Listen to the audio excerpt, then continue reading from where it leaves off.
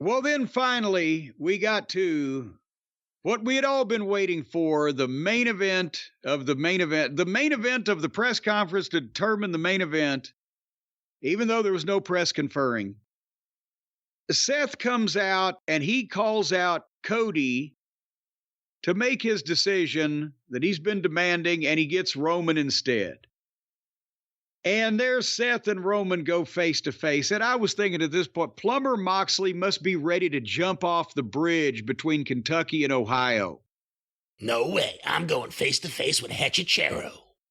He was in the group with these two guys, and now these two guys are the two standard bearers of the biggest company in the world, and the Plumber is having bad matches with fucking outlaw talent on the B show. But I get to sit next to my wife on the plane. In fact, she doesn't take her eyes off me the whole time. Dope. I mean, that's dope that he gets to do that. I'm not talking about that's what she might be looking for. I don't want anyone to misconstrue that. No one was construing that. Well, anyway, so Roman.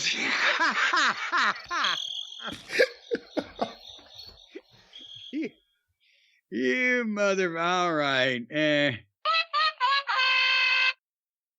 Anyway, so then Roman says, hey, you know what? Cody Rhodes, like a lot of people, when they hesitate, the moment passes. It's my decision now. And I choose The Rock. And the fans boo. They took more time than this, but I'm getting to the meat of the matter. Roman, again, cuts a great promo, and he seems so natural. But they've already sloughed off Cody, and now I choose The Rock. I'm going to fight The Rock. And the fans boo, and the Rock music plays, and the fans boo The Rock. But you could tell in this one, here's the thing. The reason why that we believe that this was not their original plan, besides the fact that it's pretty obvious it wasn't their original plan, before Punk got hurt, before Brock became a goddamn pariah, before The Rock decided he was going to get this $30 million and decided, hey, I can save the day, whatever. They were going to go with with Roman and Cody. And Seth and CM Punk. Yes. And the reason why that you can point back to, they have done a masterful pivot. The pivoting is about to begin here. But the only thing that they couldn't wipe out completely, they may have even left the wiggle room on purpose. I don't know. But the only thing they can't wipe out completely that was said on live TV was when Cody said, I am going to finish the story, but not at WrestleMania. And, now they can, I think they're ignoring that completely, or if they don't, they might try to close that loophole up with saying, well, it's not going to be completely finished or whatever the fuck. But it looks pretty obvious that's what they were going to do until the backlash made them rethink their strategy. And then I think The Rock, with some egg on his face, tried to turn, as the person whose name we're not allowed to speak anymore used to say, turn a negative into a positive and figure out a way where he can again say, well, because he had heavy input in this. So he's probably tried to figure out the way, well, we can do it like this. And it's like we meant to do it all along, and I'll be a heel. Because now he gets a chance to, every great star, actor, wrestling star, whatever, at one point wants to be the villain. So he gets to do that, but it wasn't what they were originally expectifying. No, and we'll go into the different theories later on, but they did hear what the smartest thing to do for professional wrestling is. Lean into what's working. Yes. And this is something that WWE traditionally has not done well. They've ignored fan reaction because they have a story they want to get to their way. They leaned into what was I mean, as hot a wrestling chatter online as there was, I mean, the interest in this stuff blew up. So they could have screwed it up. Instead, they made everything better on this event, this WrestleMania kickoff. I mean, I'll let you go back to reviewing it, but they leaned into it, they pivoted, and they did everything right. Well, you could tell that Rock was coming out with a completely different objective because of the expression on his face and the way he walked out on this one, as opposed to the previous, as he appeared twice now. Surprise pops, the 2 surprise pops he got. Yeah. Well, but also, and this wasn't even a real, I won't say a real crowd, but this wasn't a ticket purchasing crowd at a house show or a TV taping. This was a last minute thing put together there, and there were a lot of Rock chants, more than there were when the ticket purchasing patrons were involved. So you can't do a, fair comparison, but just his, as Howard Finkel, bless him, used to say, his demeanor, the expression on his face, his body language, the way he walked and moved from the start when he came out, and the way he was reacting to the boos. You could tell that he was out there. His objective was he knew he was going to slap Cody in the face. He wanted him to boo, but he wanted to show that he was getting more and more ticked off by this disrespect that he was getting, not only from the people, but then when it came from Cody, is his motivation. If he's done the acting lessons, right? That was his motivation for his character. But he did a great job of it, because last week he came out and showed his arm on the camera on the handheld where he had goosebumps from the cheers of all the people. And now they're booing him and he's getting surly about it. So this was when they had, between last Friday night and the stuff that happened over the weekend, and then Monday's reactions, they had put this together. And now he knew this is what he had to fucking do. And wherever they're going from here, as you said, a lot better fucking than we thought we were going to get, and we probably were going to get. And the people were chanting, we want Cody. And then there'd be a smaller, response. We want Cody. Cody sucks. We want Cody. And one guy in the back, Rocky, some fucking drunk. But it went at a snail's pace for a while, because Rock was letting the people react and just milking it. And, he asked if the people will Rock versus Roman Reigns be the biggest match ever, and they booed. Oh, Rock loves the passion. And he tried to talk again. They start chanting, we want Cody. And that's when he introduces everybody to the Cody Crybabies, because there is some segment of the audience, right, that likes Cody. He introduced that phrase on Pat McAfee's show where he kind of went heel and was lashing out a little bit, somewhat in character at the fans. He calls them the Cody Crybabies. Maybe not the most creative thing, but he's an anabolic asshole. What do you expect? That's how you do it.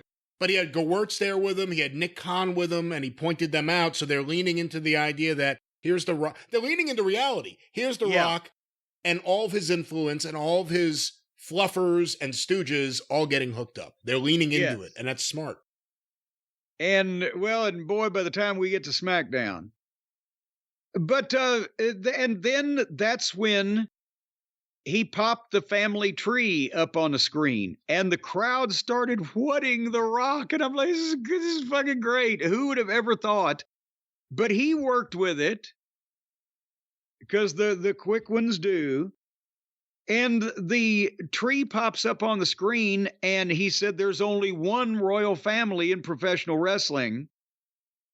And they showed the lineage where his and Roman's grandfather were blood brothers. Yeah, when did we ever hear that before? Have you ever heard that beginning of the story? I always heard Alpha and Seeker were fans of Peter Maivia that went to the Cow Palace. Yes. Did you ever hear that their grandfathers made a blood oath? No. But okay. I didn't even notice, was Neff Maeva on there? He's really the person who should be at the top, right? Because he was the one who influenced Peter Maivia to become Peter Maivia.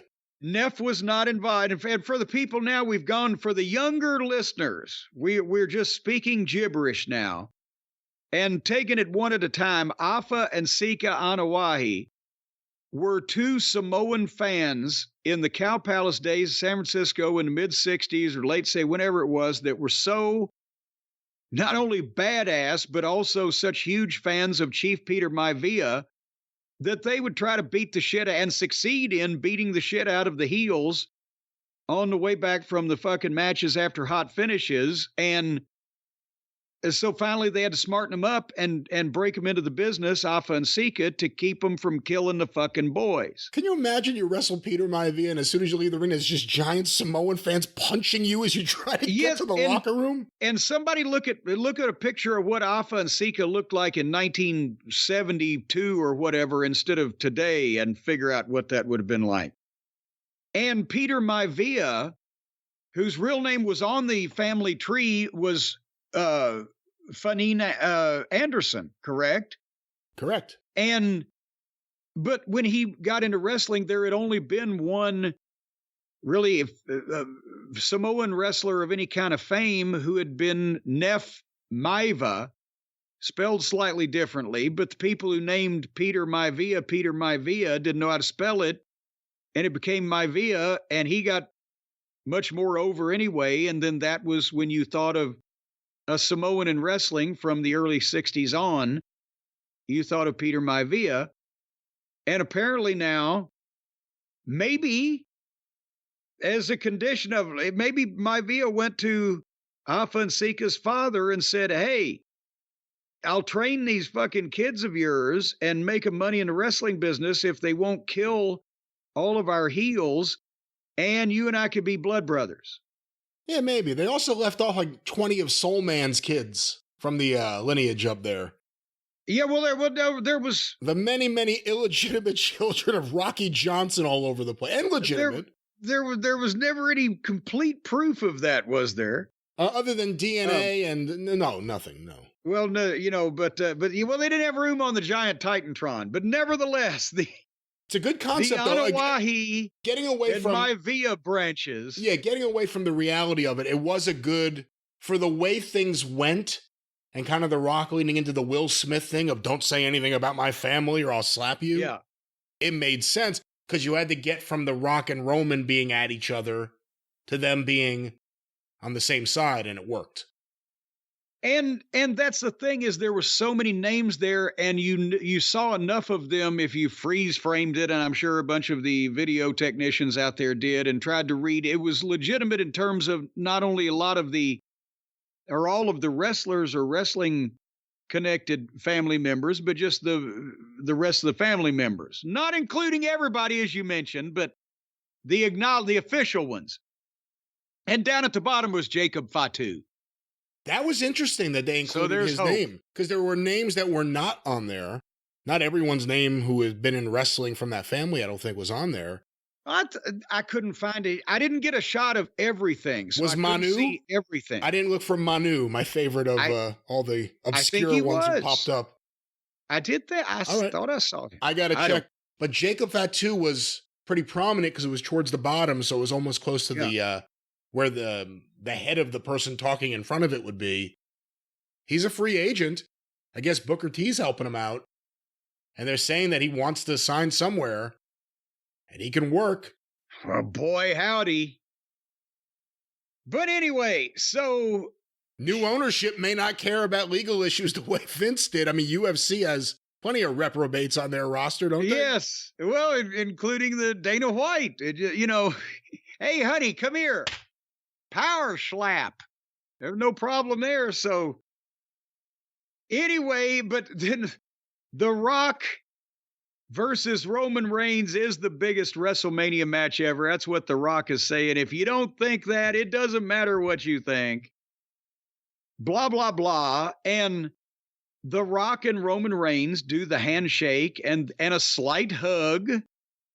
And then suddenly Cody, with no music and no introduction, Cody just comes out on stage and says, no. This is bullshit.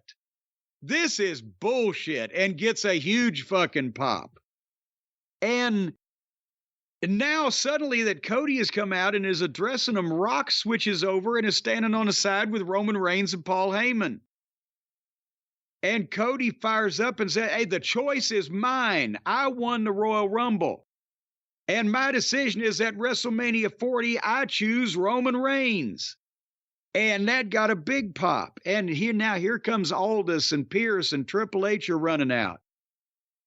And Roman has said, you're old news. Go to the loser bracket. Nobody cares, right? Blah, blah, blah. Rollins hanging in the back the whole time, paying attention. Seriously. Yes. And I thought that added a lot to this. And he's technically, even though he's hanging back, he's on Cody's side over there. And as Roman is knocking Dusty then, Cody fires back and says, hey, your family are yes men and goons. And if your grandfather or Peter Maivia would be here now, they'd be ashamed of you. And then The Rock steps up to Cody. Oh, no, wait a minute. When you talk about his family, you're talking about mine. You talk about his blood, you're talking about my blood. So now we have a problem. And Rock calls off and slaps Cody. That's Will Smith. I think that's where he got that from. Well, there you go. Might be the closest Rock comes to the Oscar ceremony again these days. But I'm a bad influence on you. Well, you are. But I mean, I don't know he's going to get nominated for this work, but it's going to draw some money. But so then he slaps Cody and everybody reacts. And Heyman was they got freeze frames on Twitter of Heyman's face. It was incredible. And so now they're trying to hold Cody back and he's taken out and Seth leaves, with him, and Rock stays out on the stage with Roman and Paul, and they go to the announcers to try to make sense of this. And did you notice that Big E said, I don't know, what are we trying to set up here? A tag? And all of a sudden you see on his face, somebody told him in his ear, shut the fuck up. Shut the fuck up, or you're fucking fired. Because they didn't want to lead him down that road yet. So there was no more mention of that. But I love it because he hasn't any experience with it. What are we trying to build here? I thought Big E was kind of really good on this because he was reacting almost as if there was no headset for everything the whole time they asked him. He was giving real reactions or real thoughts, or at least they seemed like it. So it was really effective. In this case, he really was confused. He didn't know what the fuck was going on. And Triple H set up the tag match at the very beginning when he was going over the history of the first WrestleMania and how it was a tag match there. And the other thing about the desk, McAfee was fine. Michael Cole did really well. At the very end especially, CM Punk stole the show because of two things. One, CM Punk talking about how if someone slapped you, I would punch him right in the face. And The Rock is in the background on the stage without a microphone.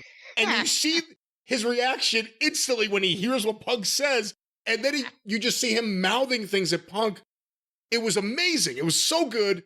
And then Punk talking about his theories of punching people in the face. Well, yeah, because now they're saying, well, hey, The Rock's on the board of directors. He's the boss of it. And Punk says, well, I don't care if it's me. As somebody fucking slaps me, if it's my boss, I'm whipping everybody's ass. Oh my God. That was, again, for the fans, and for those who know, they know. So Punk was really good. I thought the panel was really good, and it worked well the way they used it, but that wasn't the end because then we get Triple H in the back. Well, and that's the thing, is the panel is killing time, and you think they're wrapping up, and then they do go to Triple H in the back, the ramp leading to, the parking area, whatever. And right as he started to talk, well, you've got these guys, they've just lost control. Here comes Rock and Roman and Heyman walking together, well, Heyman toadying in the back, and they pass Triple H, and The Rock says, fix it. Fix this, or we will. And there was he said some fucking guy, he used the F word, and they bleeped that. And they walk off together. So now it's Rock and Roman in some kind of super tribal summit, and he has slapped Cody Rhodes in the face. We have been promised Cody versus Roman at WrestleMania. And as we'll talk about when we get to SmackDown, they're now teasing the fact that The Rock has pull, but that there's Triple H is going to push back on the pull. And you got CM Punk out there saying this was a quote, personal issues can be solved when men fight. And that's what everybody wants to see, is all these fuckers fighting each other. This was a fantastic event. It left you wanting more, wanting to see what's going to happen. I will say, I hope they don't go too heavy into bad authority figure versus good authority figure. You know, I don't know how they're going to thread the needle to get to WrestleMania, but this is incredibly promising. Heel Rock, you also have to be careful he doesn't overshadow Roman. Yeah. Because how's Roman the leader of the bloodline if The Rock is right next to him, unless Rock says you're the leader? But this is great stuff. Well, they may have to still settle that later on, but in the meantime, their family has been disrespected. So could there be... And The Rock in a tag match, less likely to get hurt than in a singles match. There you go. But when would that tag team match be? One of the nights of WrestleMania, you would think. Well, maybe or maybe not. We don't know what the fuck's going on here, do we, for once? They're not booked for Elimination Chamber, and that's in a couple weeks. They're not going to rush something like that, you wouldn't think. We'll see. I mean, we still don't know any of the main events for WrestleMania are. It's a fluid situation. Well, we know that Cody gets Roman. That's right. But this is a fluid situation. Yeah, whatever. Yes, whatever we just said. But this is a fluid situation because they're still making it up as they go along based on the last shit not working. But so far, it's fucking great.